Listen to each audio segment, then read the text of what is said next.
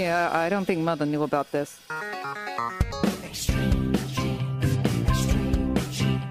Uncle Marvin was strangled by his own beard.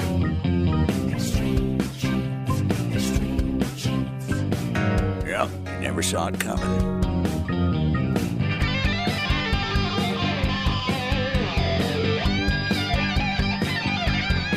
And welcome to America's Family History Show, Extreme Genes and ExtremeGenes.com. It is Fisher here, your Radio Roots sleuth, on the program where we shake your family tree and watch the nuts fall out. This segment of the show brought to you by MyHeritage.com. And this is so fun because today we're going to be talking all about RootsTech, what happened in Salt Lake City, Utah, February 8th through the 11th. There were so many things, so many new tools that have come out, so many new concepts, great keynote speakers as well. And we'll be talking to David Allen Lambert and Tom Perry about the experience a little bit later on in the show. And coming up also in about 15 minutes or so, we're going to talk to Kate Eakman from LegacyTree.com. We're going to talk about Social Security and your immigrant ancestors who came to this country and what those records might be able to tell you. So that should be pretty fun stuff. Right now, let's check in with Beantown and my good friend David Allen Lambert, the chief genealogist of the New England Historic Genealogical Society and American Ancestors.org. How are you, David? You recovered yet? I am back to normal in Beantown. How's things with you, Fish? Very nice, very nice. By the way, a lot of people signed up at RootsTech for our weekly Genie newsletter, so we could share a lot of our thoughts through that, and we appreciate that. Anybody can sign up anytime, of course, at ExtremeGenes.com and on our Facebook page. So, what do you have for us today in our Family Histoire news? Well, you probably saw the movie National Treasure with Nicolas Cage a few years back, like we all did, and they went under Trinity Church in New York City, and they found the Templar's treasure. Yeah, any genealogist would love that show, right? Exactly. Well, incredible. I can tell you there's a genealogical angle to this.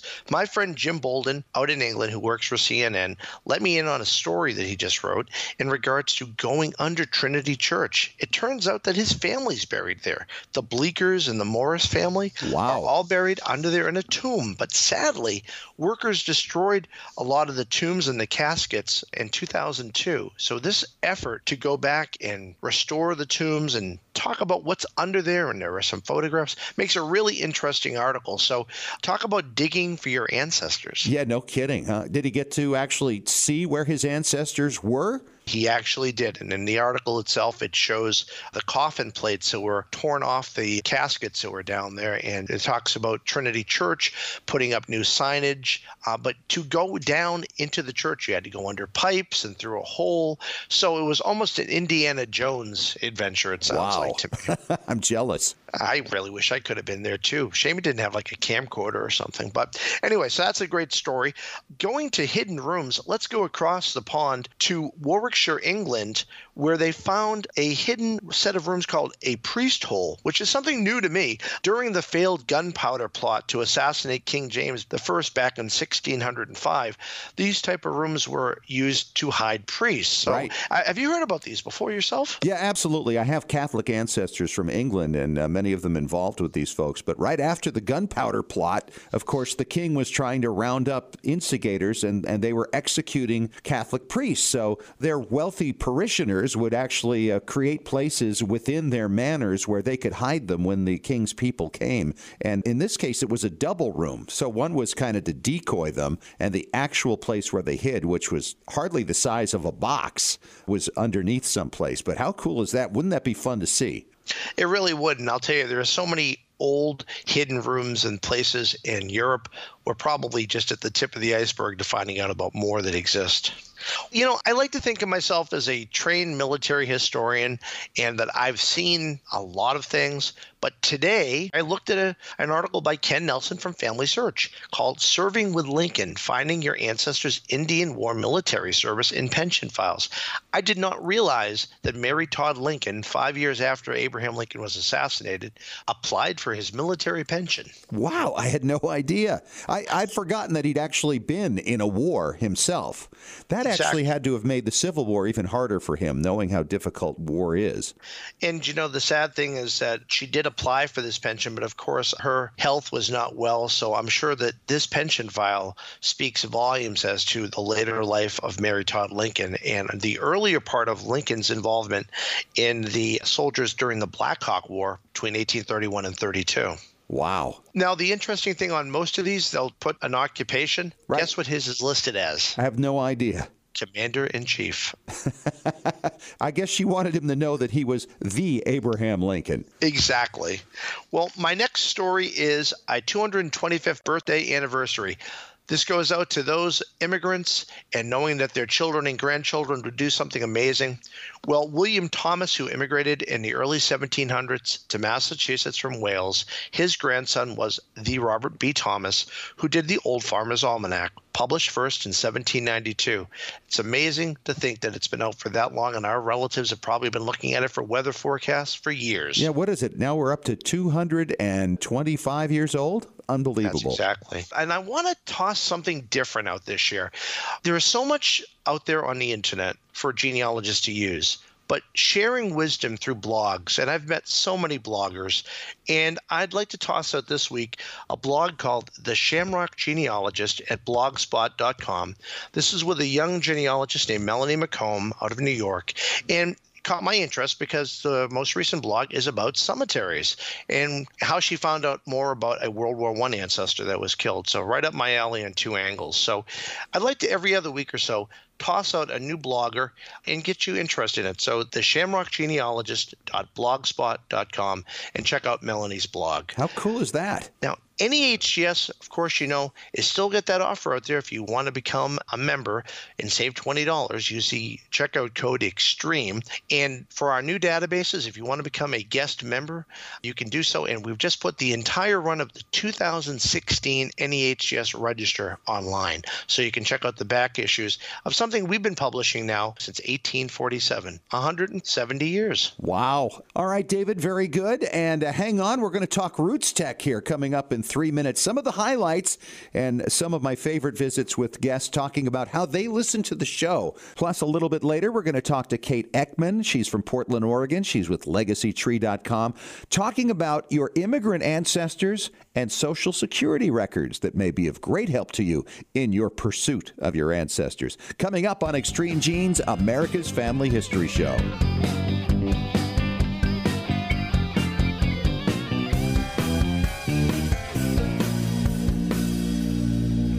Did you know that FamilySearch Family Tree is available through a powerful new mobile app experience? That's right. Now you can view, edit, and even add information to ancestors in your family tree whenever and wherever you are. You no longer need to wait to get home or make a date with your computer to view or update your family tree. You can add details to your tree when visiting with family or when capturing details from a trip to the cemetery. You can share new family history discoveries from classroom settings. You can even make the most of your time when waiting for doctor appointments or car repairs. Get started today by downloading the free FamilySearch Family Tree app to your Apple or Android device. Visit familysearch.org/tree app to get the Family Tree app for free. Exploring and expanding your family tree has never been more convenient. Visit familysearch.org/tree app to download the FamilySearch Family Tree mobile app today. Well, Genies, my personal family history researcher who sends me new information day and night has sent me some incredible new records and newspaper stories lately. Hi, it's Fisher, and the name of that researcher, by the way, is myheritage.com. It's the hardest working service in genealogy, looking for records of your family 24 hours a day, 7 days a week. Yes, even while you're sleeping. How does it work? MyHeritage uses hundreds of algorithms to match your ancestors to over 5 billion records from around the world, and with 97% accuracy. That means no more wasting time figuring out whether or not a match really is a match. I hear from listeners all the time who are shocked with how much information is accurately found and then passed along. And now MyHeritage will translate your ancestors' names into English or any other language you like from foreign records. In fact, it works with over 40 languages. No one else does this. Whether you're a beginner or seasoned researcher, you need myheritage.com. Legacy Tree Genealogists is a proud sponsor of Extreme Genes. Based in Salt Lake City, Utah, near the world's largest family history library, we've been working with genealogists all over the globe since 2004 to track down records, find your ancestors, and the stories that bring your legacy to life. We also analyze DNA test results, help you join lineage societies, and find missing cousins or heirs to property. Legacy Tree is the recommended research partner of MyHeritage.com and is the world's highest client-rated genealogy firm. Call us toll-free at 1-800-818-1476. Call now or register online to get a free estimate. Learn from our free genealogy tips on our blog at legacytree.com/blog. Even experienced researchers can benefit from our proven and experienced staff of specialists who can bring new approaches to old problems. Legacy Tree Genealogists. We do the research. You enjoy the discoveries. legacytree.com.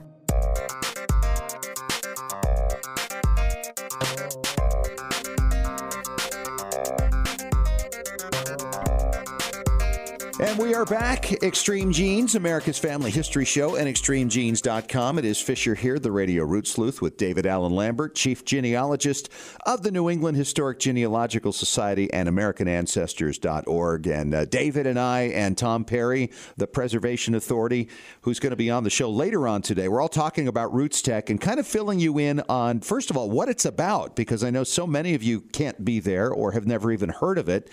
So let's start with an explanation of RootsTech, David. If you want to know RootsTech and cut it down to the bare minimum, it's the largest genealogical conference in the world. Yeah, they had 30,000 people there at the Salt Palace Convention Center in Salt Lake City, Utah, on Saturday alone, which is insane. That's more than the population of my hometown. Yeah, 5 times the population of mine right now. Just an incredible crowd, and many of them kids. It's a family day on Saturdays, and that's why I was dressing up like Lincoln. If you saw the Facebook pictures, we did that last year too as George Washington, and a lot of people wanted to pose for pictures. So it's a lot of fun. But it was just an incredible thing to watch some of the children get excited about their family history. The interaction of families, I mean, really, truly a genealogy community event, and with that many people. But I've saw people that were World War II veterans right down to small families with little children interacting. And I think there was a little girl that was learning how to paint Japanese symbols. Yes, I posted a picture of that on our Facebook page, and you've got to see it. This little girl with a paintbrush, and it looked like a Japanese artist showing her exactly how to make the emblems, and the mom just having a great time watching this. It was a real touching picture. You know, even if you don't go to any lecture, going around the vendor hall and hearing the sales pitch or learning about these different companies and organizations is just a tremendous way to spend a day. And technically, you could do it 2 or 3 days and still not see everything. Right. Now, next year, it starts on February 28th, and I'd suggest anybody who wants to come, if it's going to be your first experience, be prepared for it to be a mind blower. I ran into a lot of people who I know who were there and were just saying, I've never been here before. Well, how are you feeling? I'm overwhelmed. Because you've got all these classes, all this new information, you've got all the booths, and so many activities and fun things to do. Every one of them loved it. So you almost have to go in there and remember that you don't have to take it all from the fire hose on the first day. Take it all in slowly.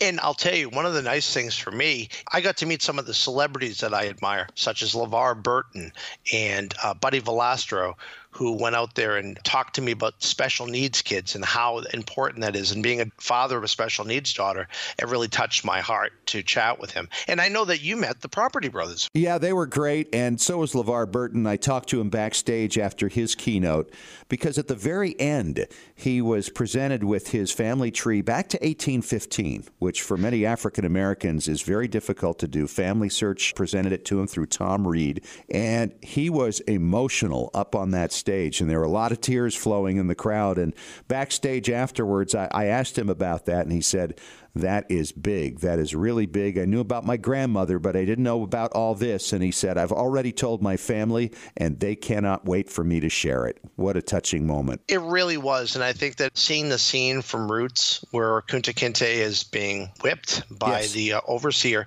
brought everyone to tears once again 40 years later. Absolutely. You know, we talk about the celebrities, but it was you, the public, the genealogists, the Extreme Genes genies who came by the booth that I got a kick out of, especially when I started hearing some of the ways that you actually listen to the show, whether it's on radio or through the podcast. Listen to this. Hi, what's your name?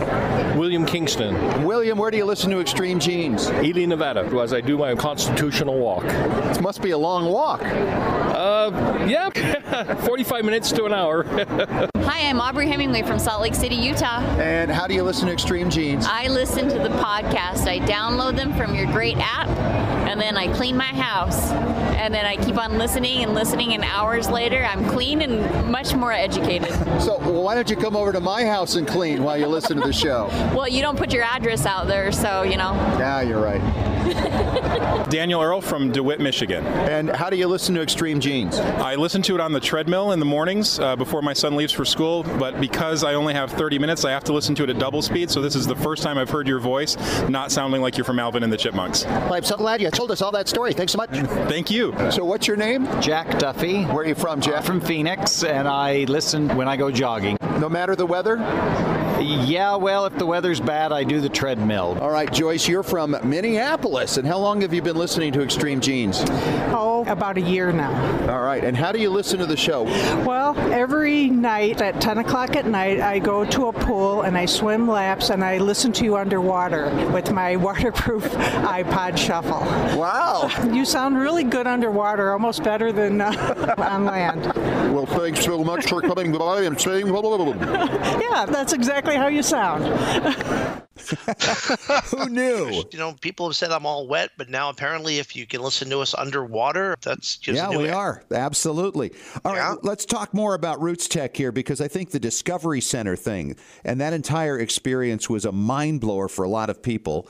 And that wasn't actually at the Salt Palace Convention Center, but it was over at the Family History Library, and it just opened in time for RootsTech.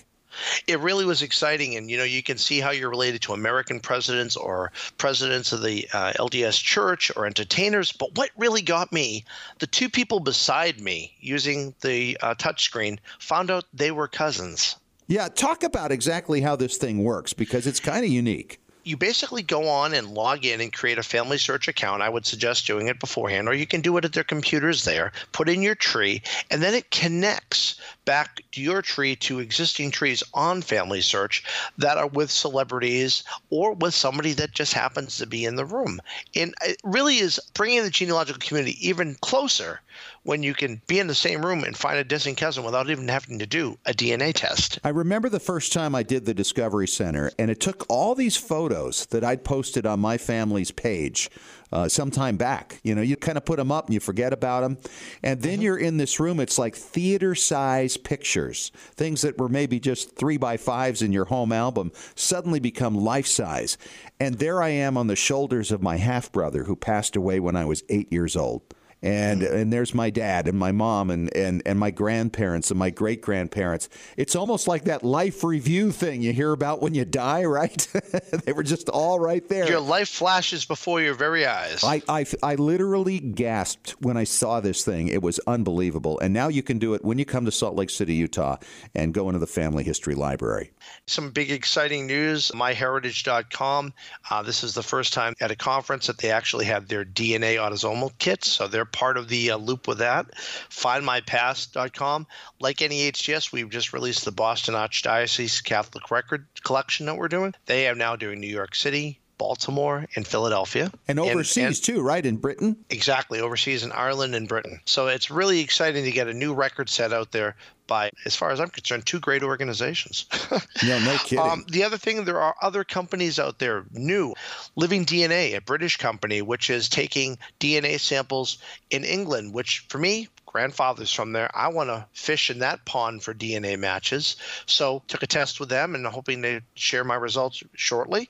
One thing I want to go back to, I got to sit in on a panel discussion with you, with Dr. Scott Woodward, Cece Moore, and Angie Bush. Yeah, it was a great panel. And of course, we were talking DNA. I was the moderator for it. And what was fun was the room was packed. And I don't think you can really talk DNA anymore without packing the room at a conference like this. And we went for 40 minutes of just questions that I had with the panel, and they went through the rounds, each of them sounding off on what their thoughts were on those things. Then we did 20 minutes of questions from the audience, and that was really fun to hear how some people are making a lot of progress and understanding the different uses of Y DNA testing and autosomal and mitochondrial, and how we still need all of them at this point, but the growth and where it's going. And then if you saw Cece Moore's keynote speech a little bit later on, which was Saturday, and by the way, that's online on the rootstech.org website, you can hear Cece's prediction that there may come a day where we're going to get so much DNA information, we might be able to recreate what some of our ancestors looked like, not just a name on a page. That's just a mind-blowing thing to me, David. It really is. And, going back to younger genealogists and how people are excited, I've been in the field for 40 years. I started when I was 7. And one of the groups that I had a great conversation with is a group of active young genealogists called the Next Gen Genealogy Network. So some of our listeners, if you don't know about them, go to tnggn.org. It's free. You can network with genealogists from kids, teens, and to the, I don't know when young really borders ending, because I'm 47. And you're a man-child. I try to believe I am. Right. And so a great group, and they are really forging the next generation, literally, of genealogy. And they're connecting and empowering young people, the future of the genealogy world. So a shout out to them, and I know many of them are Extreme Genes listeners. All right, one last tip. If you're going to RootsTech next year, remember next year it starts February 28th, bring some really well-padded shoes. Boy, I'll tell you what, walking around on that concrete floor for 4 days was absolutely harsh on the feet. You didn't get a hoverboard? No. Oh. I'd love to have one of those. I actually did bring a pad for inside the Extreme Genes booth that I could stand on that was supposed to help, but it didn't do much. It really was fun to hang out with you and Tom Perry at the booth and to meet so many of our listeners. And here's to the next conference and another meetup with our Extreme Genes genies. Yeah, and congratulations to our friends at FamilySearch.org that put this thing on. It just gets more and more incredible every year, so we're happy to be a part of it. All right, David, thanks so much. We'll talk to you again next week. And coming up in 5 minutes, we're going to talk to my good friend Kate Eakman. She's with LegacyTree.com. She's a senior researcher there, and she'll tell you a little about Social Security and your immigrant ancestors. It's on the way on Extreme Genes, America's Family History Show.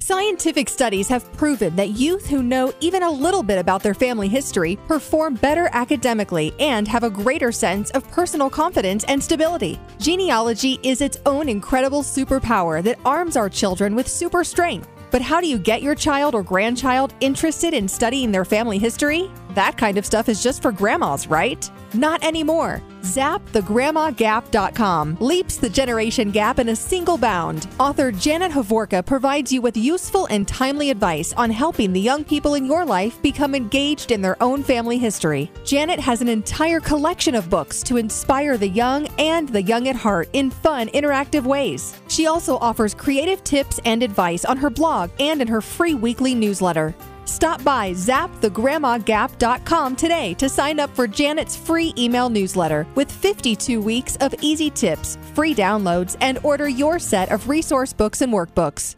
Looking for an easy way to show off your family history and share it with your family? Family Chartmasters offers beautiful custom pedigree art pieces and inexpensive family reunion draft charts in any design or size that fits your needs. With a free consultation at FamilyChartmasters.com, you can get started creating a new family masterpiece. Family Chartmasters has over 11 years of experience in creating and printing family charts. They can print any style of genealogy chart from any genealogy file professional and can create exactly what you're looking for. You'll work with a specialized and talented consultant whose goal is to make you happy. Decorative charts make fantastic gifts for all occasions. And with Family Chart Master's option of ordering duplicate charts at half price along with your original purchase at full price, you can afford to give a family heirloom to each member of your family. Contact Family Chart Masters today at FamilyChartMasters.com for your free consultation. Family Chart Masters will give the greatest care to your family history.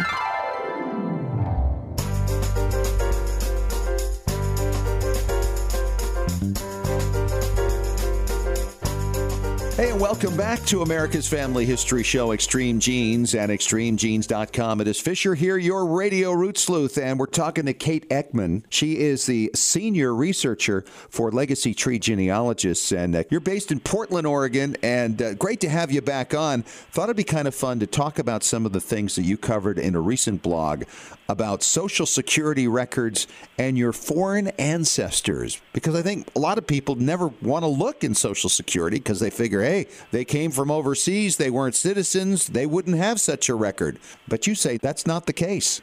Exactly. You're exactly right. We assume that only U.S. citizens could have a Social Security number. But when the Social Security Administration was first begun, the purpose wasn't to provide an identity card, which is sort of what it's turned into today. The purpose was to just be able to track your earnings so that you could get the proper amount of benefits when the time came.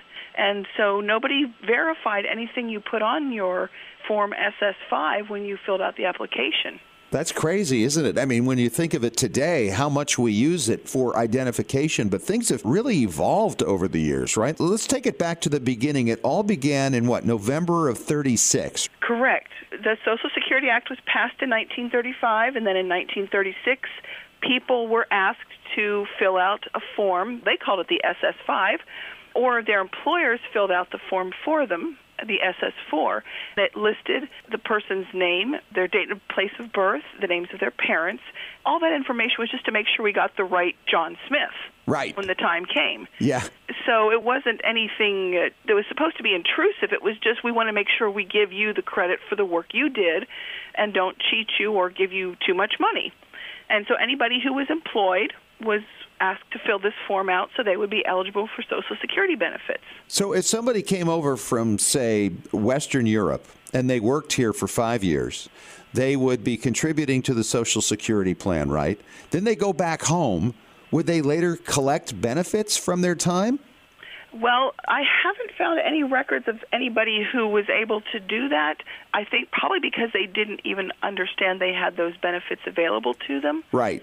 But if they returned back home and then maybe their wife or their children came back later, they may have been eligible for widow's benefits or benefits for orphans. I can't even think of what that's called Surviving now. children, yeah. Surviving children, Sure, yeah. right. When my father passed, when I was a teenager, we got that benefit. Exactly. But it has evolved over the years now where it's used for all kinds of different things. So the idea here, first of all, is if you do have a foreign ancestor who came over since 1936, you'll want to check Social Security records, not only to see the SS5, right, but also the fact they name parents on there. And when you're trying to cross the pond, that could be pure gold, right? Exactly. And don't forget that you will also be able to find the mother's maiden name on that Form SS5. They asked for the mother's name, and in parentheses, they request it to be her maiden name. So for those of us who are trying to figure out who that person was, it's a huge gold mine for you because now you have her name there. Yeah, absolutely. You know, I tracked down a descendant of my great-grandfather. He had a child very late in life, and I went looking for it because we didn't know about this side of the family. My grandfather had a half-sister, and when I figured out who she was, I applied for her SS5 form, and of course she was a citizen, but it had his name on it, and I was able to prove from that, yeah, this is my grandfather's half-sister we didn't know anything about, and from that eventually found descendants, and now we actually have a really fun relationship with them. Well, that's fantastic, and that's why these forms are so useful, and why we want to make sure that just because your family were immigrants at that time doesn't mean you shouldn't look for that form because you might still have one. One thing I want to make sure we keep in mind is that you don't have to have your ancestor arrived here after 1936. They just had to have been here after 1936 and not been over 65 years of age. Right. What happens after 65? Well, after 65, you weren't allowed to sign up for Social Security because you were the age to be able to start benefiting from it. Right, which meant you were actually supposed to be dead by then. So you were the walking dead, right? That's exactly right. That was the assumption, is you wouldn't be really alive for very many more years after that. So this is all extremely valuable information, Kate. Things started to change, though, in the 70s, as I recall, right? Yes, that's correct. Because the government had begun using Social Security numbers as evidence or proof of identity for things like our tax returns and for federal employees, they began to want to prove, you needed to prove your identity.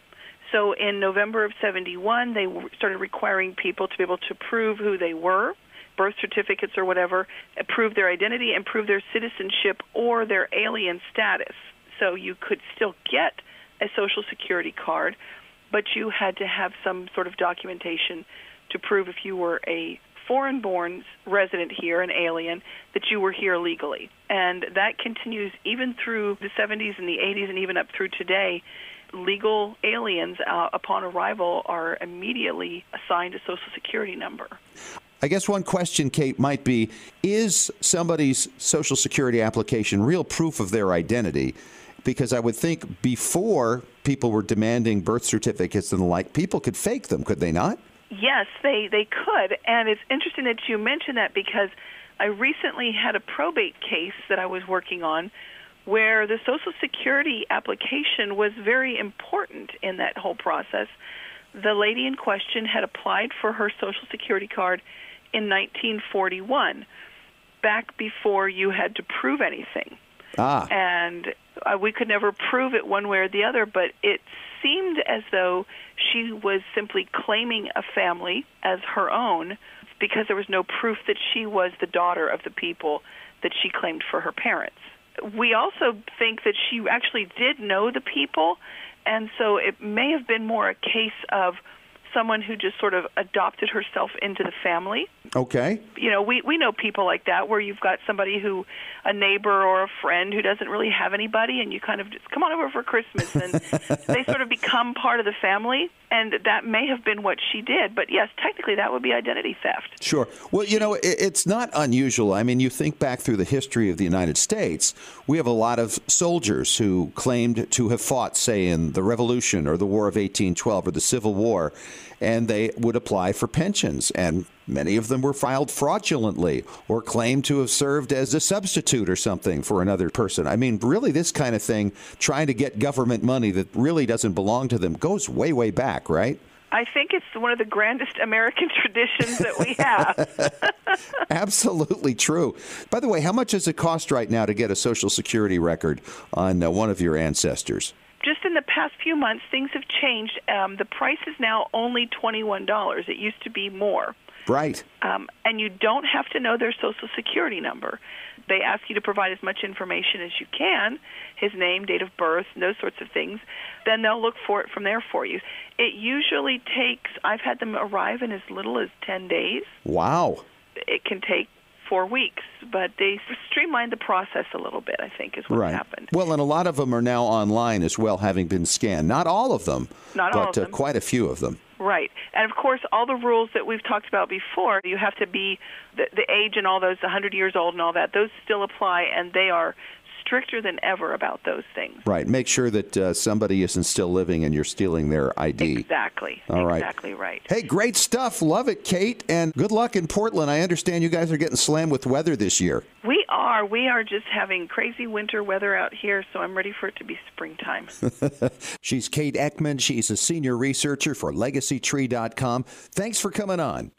Thanks for having me. And this segment of our show has been brought to you by RootsMagic.com. And coming up next, we'll talk to our preservation authority, Tom Perry, fresh back from RootsTech. We'll answer your questions about preservation in 3 minutes on Extreme Genes, America's Family History Show.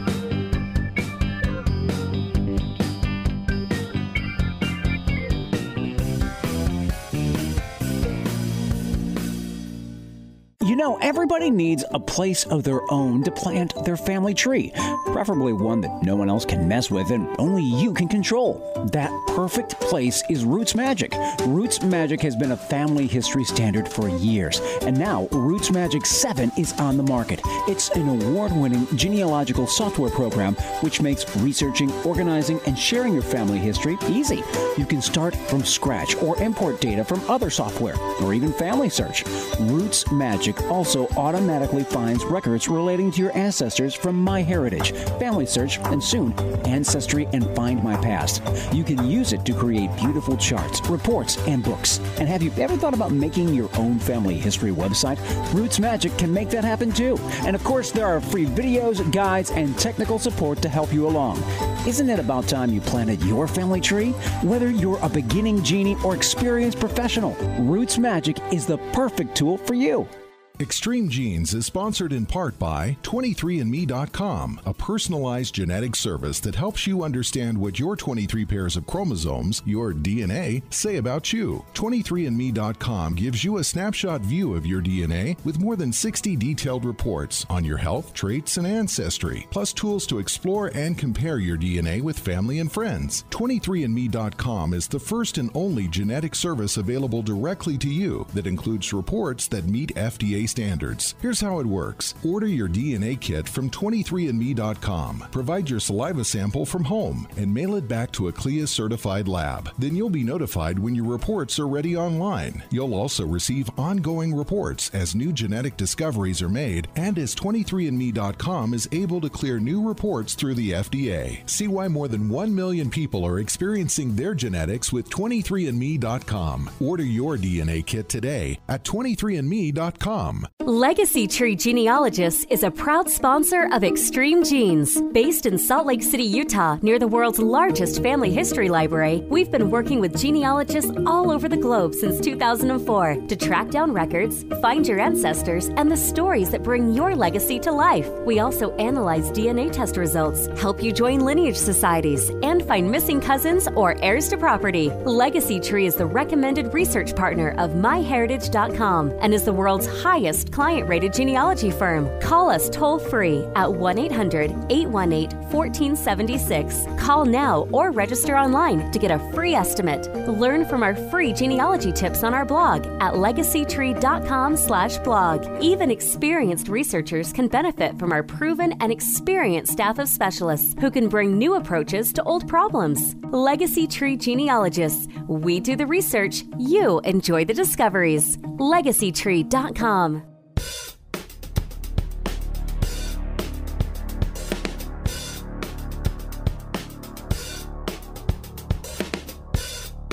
And welcome back to America's Family History Show, Extreme Genes and ExtremeGenes.com. It is Fisher here, your radio root sleuth, and this segment is brought to you by FamilySearch.org, the folks who just brought us RootsTech 2017 in Salt Lake City, Utah. Tom Perry is here, our preservation authority from TMCPlace.com. I got to tell you, Tom, still tired. Yawn. Yeah, there you go. You know, on that last day, of course, I was doing the Abe Lincoln bit.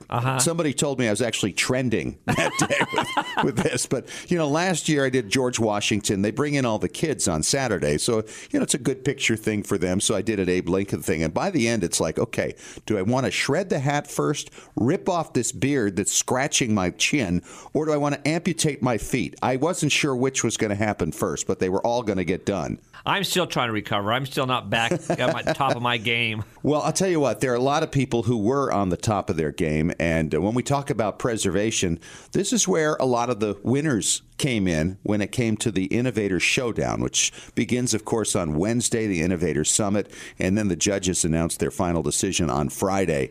And there's literally 6 figures worth of prize money out there for these people. And let's start going through who some of the winners were. Oh, yeah, it was amazing. It was just absolutely incredible. You know, there's a lot of neat things there. One of the ones called Chroma Tag, which is really, really cool. You can have photos and go and tag them with your voice. So your people down the road from you, when they're listening to, you know, Grandma or Grandpa, oh, this is a photo, you're describing the house. You're saying different things about it. You can add geotagging, metadata. There's so many different things you can add to your photos to make them not only personal, that you can know exactly where they were taken. And it's really good at like cemeteries and graveyards. Right. ChromaTag is spelled, by the way, Qroma tag. And they came in second place. They were terrific.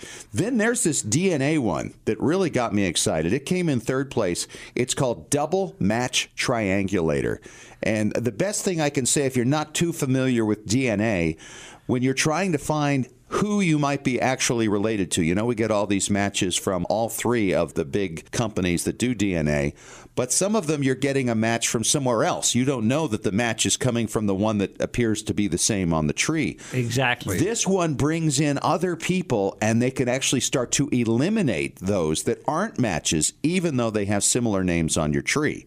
Exactly. It's almost like an XY axis type thing. Right. You can see where the lines cross, and where they cross, chances are a lot better that's where your hit is. And if you're starting to map out your genome, this is a great way to do it.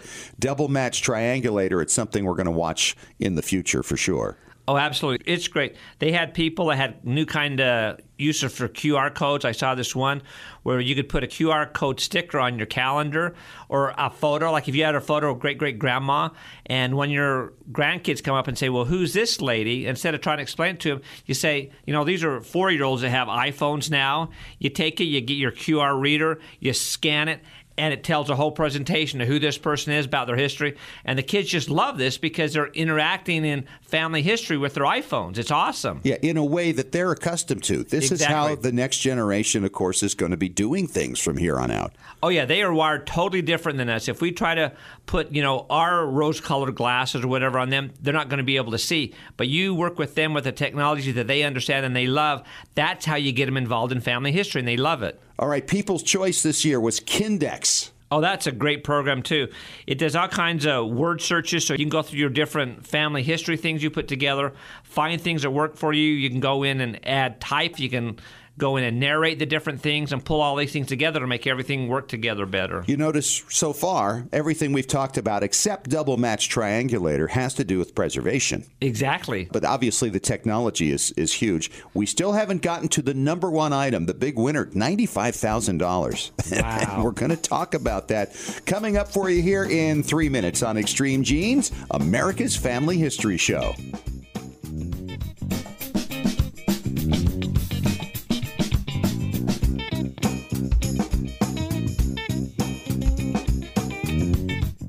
Looking for an easy way to show off your family history and share it with your family? Family Chart Masters offers beautiful custom pedigree art pieces and inexpensive family reunion draft charts in any design or size that fits your needs. With a free consultation at FamilyChartMasters.com, you can get started creating a new family masterpiece. Family Chart Masters has over 11 years of experience in creating and printing family charts. They can print any style genealogy chart from any genealogy file and can create exactly what you're looking for. You'll work with a specialized and talented consultant whose goal is to make you happy. Decorative charts make fantastic gifts for all occasions. And with Family Chart Masters' option of ordering duplicate charts at half price along with your original purchase at full price, you can afford to give a family heirloom to each member of your family. Contact Family Chart Masters today at FamilyChartMasters.com for your free consultation. Family Chart Masters will give the greatest care to your family history.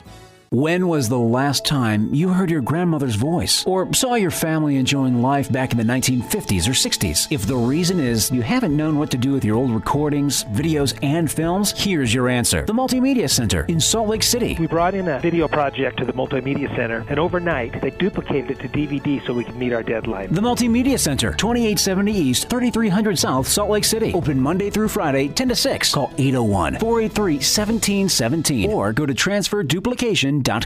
Extreme Genes is sponsored in part by 23andme.com, a personalized genetic service that helps you understand what your 23 pairs of chromosomes, your DNA, say about you. 23andme.com gives you a snapshot view of your DNA with more than 60 detailed reports on your health, traits, and ancestry, plus tools to explore and compare your DNA with family and friends. 23andme.com is the first and only genetic service available directly to you that includes reports that meet FDA standards. Here's how it works. Order your DNA kit from 23andMe.com. Provide your saliva sample from home and mail it back to a CLIA-certified lab. Then you'll be notified when your reports are ready online. You'll also receive ongoing reports as new genetic discoveries are made and as 23andMe.com is able to clear new reports through the FDA. See why more than 1 million people are experiencing their genetics with 23andMe.com. Order your DNA kit today at 23andMe.com. Genies, it's Fisher with exciting news. The Weekly Genie, the official newsletter of Extreme Genes, is here. It's your Monday morning briefing on what's happening in the world of genealogy and family history and on Extreme Genes. Get all the details of jaw-dropping stories of discovery and keep up with the latest techniques in family history research. Get to know more about your favorite Extreme Genes personalities, and it's free. Sign up for the Weekly Genie now at extremegenes.com or the Extreme Genes Facebook page. And when you do, you'll receive David Allen Lambert's top 10 tips for beginning genealogists from the chief genealogist of the New England Historic Genealogical Society. Sign up today for the Weekly Genie.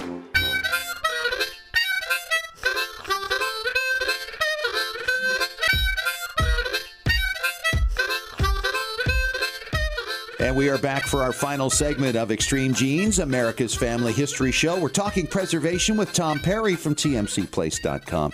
And this segment of the show is brought to you by 23andMe.com DNA. And we're down to it, Tom. Here's the number one pick, the winner of the Innovators Showdown at RootsTech in Salt Lake City a few weeks ago. Drum roll, please. Drum roll, please. And the winner is Old News USA. It's the first mobile app that makes historical newspaper research possible on mobile devices. That's one of their claims. And they won $95,000 for this thing. I knew I should have entered. And I got to visit with the creator of this thing, and it's an amazing device. Now, the limitation right now is it only works with Chronicling America, which is the Library of Congress site. They've got like 10 or 12 million pages on there. You put into the name, for instance, of the person you're looking for. All right, let's just say it's a real common name that makes it difficult. John Smith, right? Exactly. And you can then put in dates that would be relevant to John Smith. And then you can put in a location for where this person is from. And maybe keywords, too, as to occupation, that type of thing. And then you can expand some kind of circle that basically tells you how far out you want to look and tells you what all the newspapers are concerning that area. You can go 50 miles out, 100 miles out, and then limit your search to those places, which for common names is a huge boon. Oh, yeah, and this stuff is really, really cool because in the old days, basically all you had in newspapers you were searching was obituaries. But when you can go into these newspapers and find out that, you know, maybe they were the president of the Rotary Club involved in their community and just fun stuff, just human interest type stuff that makes the people come more alive than a simple obituary. Yeah, no doubt about it. They've got automated search suggestions that minimizes the amount of data entry. They've got every search automatically saved, which is a great thing. So you can quickly select any previous search and modify it without a lot of effort. Oh, and that is so good because so many times you're working on something, you come back the next day and go, oh, where is this? I forgot to save it. Well, this takes care of it for you. And I like this too, automated source citations. Wow. So you don't have to type that in yourself. Automated research logging and support for multiple research goals. So you can just sit on your couch eating potatoes, watching TV, and run this app. Yeah, during commercials from your favorite show, whatever it might be. And the fun part about it is we know that they'll be expanding this to other newspaper sites in the future. They're just getting going, and that's why this money is going to help them out. It's going to be a big thing for all of us. So they've got $95,000 now, so they can go in, add more things that this app can do that takes money to happen, and it's just going to spread like wildfire because this is one of those must-have apps. Yeah, and a lot of states now have their own sites for newspapers, digitized newspapers. Indiana has it, for instance. Utah has it. New York has their own site. In fact, Fulton History, we've talked about many times on this show. They've got actually 3 times more digitized pages there than the Library of Congress, and it's been done by one guy who makes all these available to you for free. Isn't that amazing when people really step up and do things like this, that they're not in it for the money, they're in it because they love the preservation, they want to help us? Old News USA is the site we were just talking about, the winner of the Innovators Showdown at the Innovators Summit at RootsTech 2017. And they've got an iOS version coming this year. and apps for other sites, as we mentioned, including other countries, not just the States. So this is going to be a good thing moving forward. Tom, that's all we can cover about RootsTech right now. We have so much more to do. I know. We'll do that over the coming weeks. Good to see you again. Talk to you next week. Good to be here. Thanks. Hey, that is a wrap for this week. Wow, we've covered a lot of ground. Of course, RootsTech gives you plenty of material to talk about for weeks and weeks on end. Hey, if you haven't signed up for our weekly Genie newsletter, do so at extremegenes.com or on our Facebook page. It's absolutely free. We love to share all kinds of links and columns and information that hopefully you can use as you go about researching your ancestors. Also, if you missed any of the show today, all you have to do is pick up the podcast. You can download our free Extreme Genes app through your phone store. You can go to iTunes, iHeartRadio, or extremegenes.com and catch it there. The new podcast comes out every Monday. Talk to you next week. Thanks for joining us. And remember, as far as everyone knows, we're a nice, normal family.